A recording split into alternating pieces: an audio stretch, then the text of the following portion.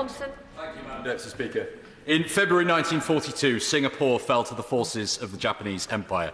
Nearly 85,000 British, Indian, Australian and Malay soldiers were captured.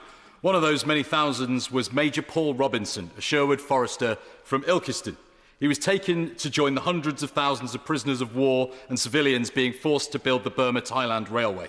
All the while, Major Robinson's wife, Hope, waited at home without a single word about her husband.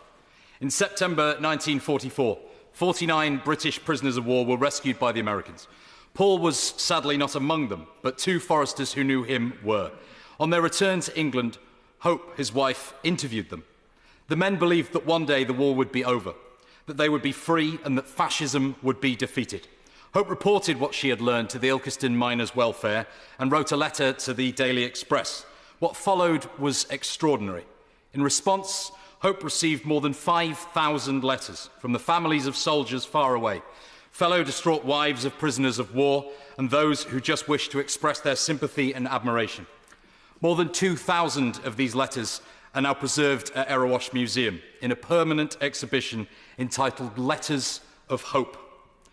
Paul returned to Ilkeston in September 1945, and he died there in 1997, aged 87.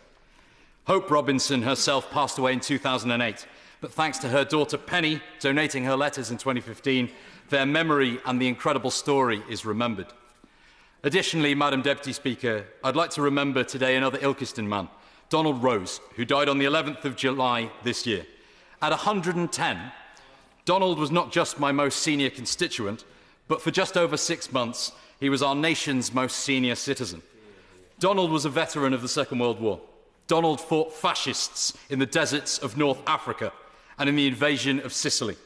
He landed on the beaches of Normandy on D-Day, and he helped liberate France from Nazi tyranny. Donald saw with his own eyes the gravest evil of all when he entered the Bergen-Belsen concentration camp, met by 60,000 sick and starving prisoners and the bodies of 13,000 murdered and unburied.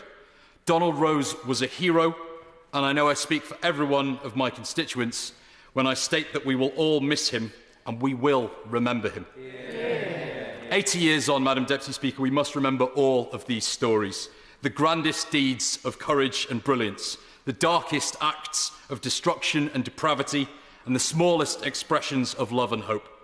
It has been an honour on this anniversary to share these stories with the House, and I hope that we will all continue to do so for many years to come.